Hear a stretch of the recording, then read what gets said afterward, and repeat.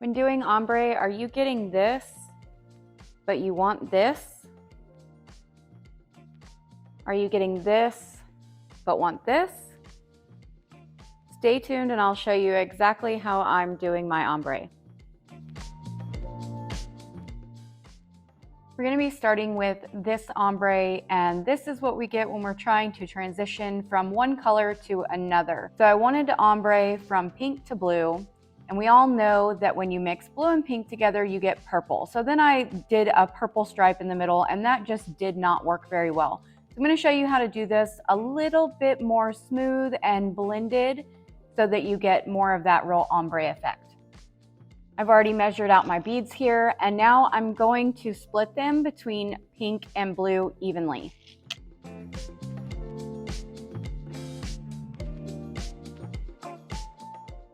Now I've got the colors that I want to use, and I'm just going to add them to the beads now. And this time I'm not even going to mix a purple. I'm actually going to take a third cup, and I'm going to add a little bit of each color.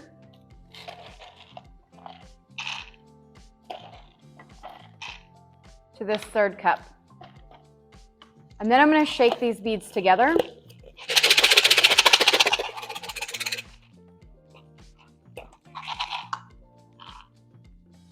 And add just a tiny mite of both micas to the cup.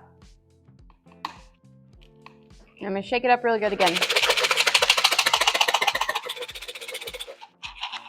Okay, and so now I have a little bit of a purplish color, but the beads are still, you can kind of still see the difference between the pink and the blue. So now I'm going to add my beads to my cutter, and I'm going to keep blue to one side and pink to the other.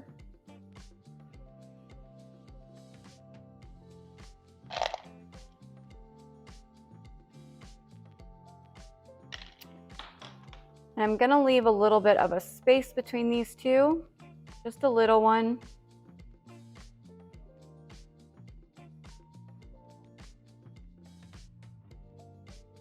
And I'm going to take some of the mixed beads and go right down the middle.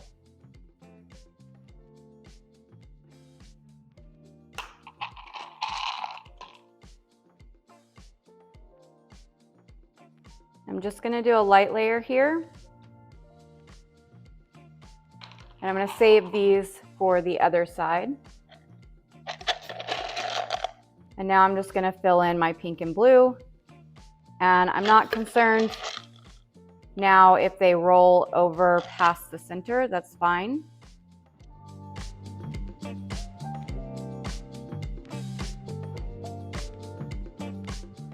Now I'm going to actually pat these down a little bit.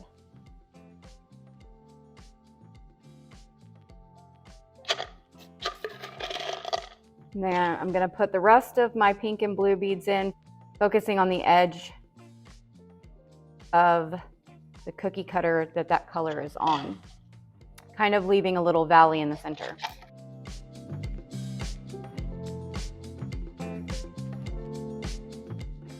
Now I'm going to take a little bit of the mixture and go straight down the middle.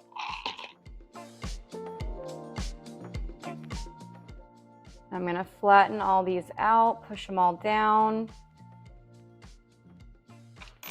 And now with my mixture, I'm going to put them in a little bit wider of a stripe across that center, just barely crossing over these distinct lines that you see of each of the pink and blue colors.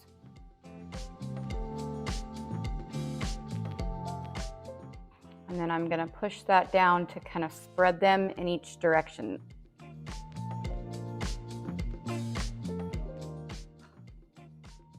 And that's all to the first one. That's how you do that from one color to another.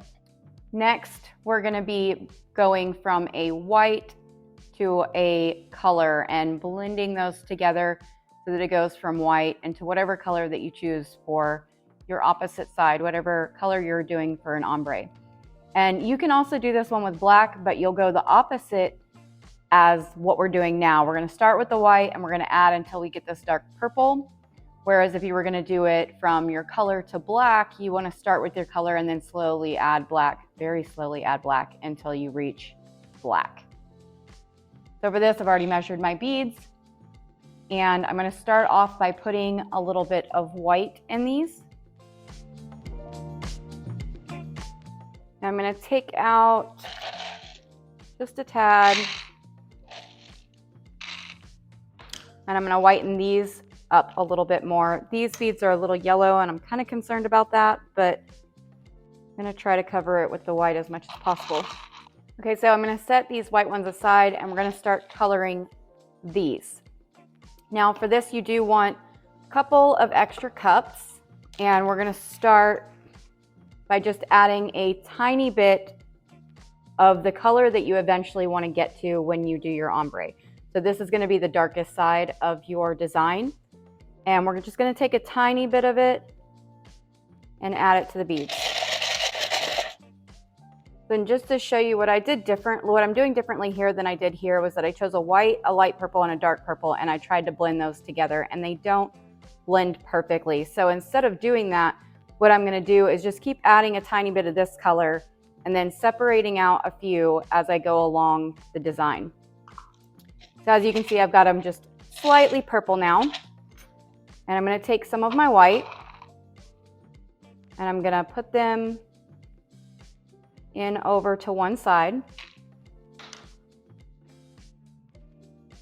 Your line doesn't have to be perfect. It's actually kind of better that it's not, so that some of the purple beads fall into the white line a bit. And then I'm going to take some of the light purple and I'm going to pour them in a little bit on top of the white, but make sure that I'm getting quite a few down on the actual mat. And I'm going to keep these over to one side, but once again, if there's some spaces in your line, that's fine. That's going to work in your favor when you're doing ombre. Okay, so now I'm going to take a few of these light beads and I'm going to set them aside into another cup. And then I'm going to take these and add more purple.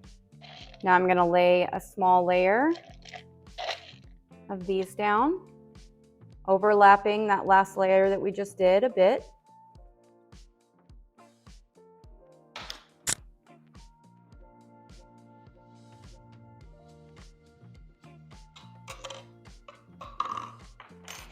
And then I'm going to separate a little of those out.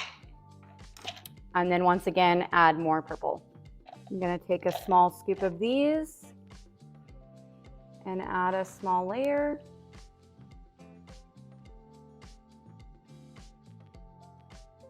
And then I'm going to take a scoop of these out and add my last bit of purple. Then I'm just going to take these and fill in that last little gap there. And then I'm just going to work backwards through my colors to keep layering.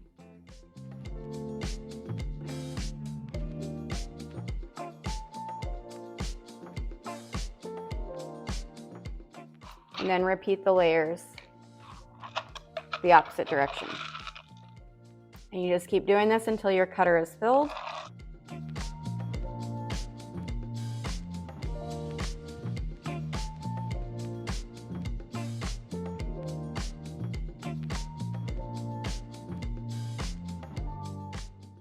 And then flatten your beads out.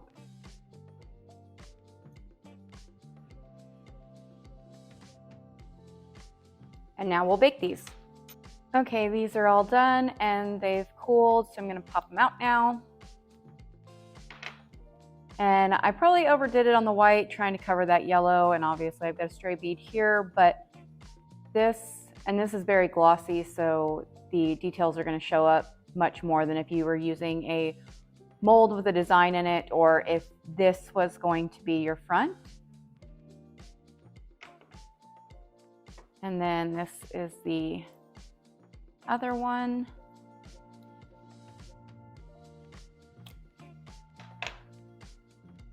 And we have their front and the back. Here are some close-up pictures so you guys can take a better look. I hope this was helpful, and as always, thank you for watching.